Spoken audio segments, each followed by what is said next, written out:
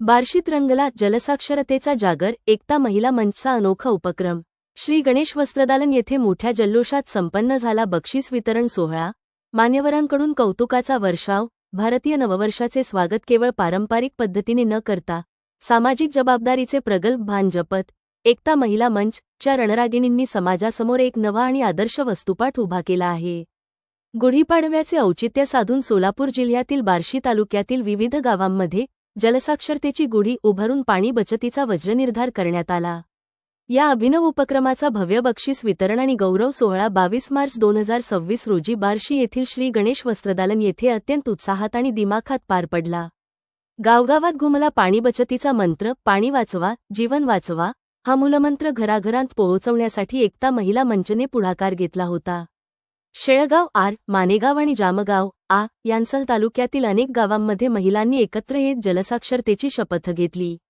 केवळ पारंपरिक गुढी न उभारता भविष्यातील भीषण पाणी संकट टाळण्यासाठी सामूहिक संकल्प करणे आणि जलसंधारणाचे महत्त्व पटवून देणे हा या उपक्रमाचा मुख्य उद्देश होता। ग्रामीण भागातील महिलांनी या उपक्रमात सहभाग नोंदवत जलसाक्षरतेचा जागर खऱ्या अर्थाने यशस्वी केला। बक्षीस वितरण आणि कर्तृत्वाचा गौरव एकता महिला मंचचे प्रमुख प्रभाकर क्षीरसागर यांच्या कल्पक संकल्पनेतून आणि सातत्यपूर्ण पुढाकारातून गेल्या 3 वर्षांपासून हा स्तुत्य उपक्रम राबवला जात आहे। यावर्षी आयोजित करण्यात आलेल्या जलसाक्षरता स्पर्धेत तालुक्यातील महिलांनी अभूतपूर्व आणि उत्स्फूर्त प्रतिसाद दिला। मार्च 22 रोजी श्री गणेश वस्त्रदालन बार्शी येथे आयोजित विशेष सोहळ्यात मान्यवरांच्या हस्ते विजेत्या संघांना सन्मानचिन्ह व प्रशस्तीपत्र देऊन गौरविण्यात आले।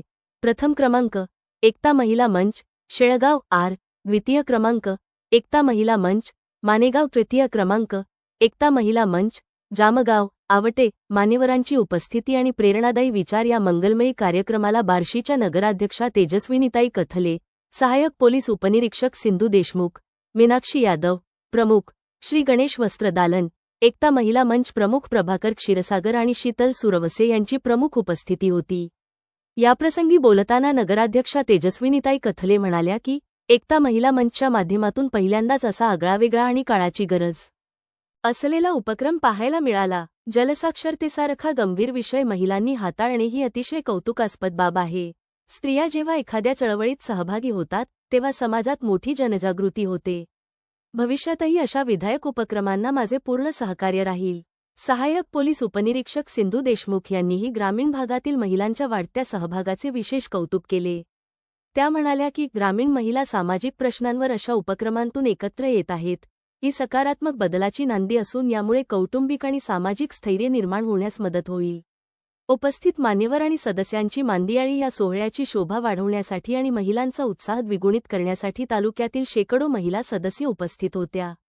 यामध्ये प्रामुख्याने गीतांजली जोशी, रेश्मा मुकटे, रेणुका चौगुले, सविता काटे, कल्पना वाघमोडे, अश्विनी माळी, जयश्री गवळी, मंजुळा गवळी, राणी गवळी, मनीषा गवळी, आशा विभूते, सारिका जाधव, मीरा गायकवाड, पंचशीला बनसोडे, संगीता कदम, अंजली अडसूळ, गंगा गोडगे, रुपाली कचरे, सरस्वती गवळी, रेणुका चौगुले, संगीता डाके, सुनीता जांभळे, पूजा कुशवाह, सविता डाके, सुरेखा डाके, रसिका डाके, लोचना डाके, अनिता डाके, मंगल डाके, इंदुमती डाके, श्यामबाला सुतार, स्नेहल तळेकर, सुनीता नवले, उषा ठाकूर, नूरजहा शेख, रत्नप्रभा गायकवाड, सोना गायकवाड, सरिता कुलकर्णी, शुभांगी अडसूळ, अश्विनी गोडगे, दीप्ती गायकवाड, करिश्मा शेख यांच्यासह अनेक पदाधिकारी व कार्यकर्त्यांचा समावेश होता।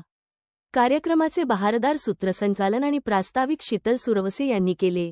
त्यांनी आपल्या शैलीत उपक्रमाची पार्श्वभूमी मांडली।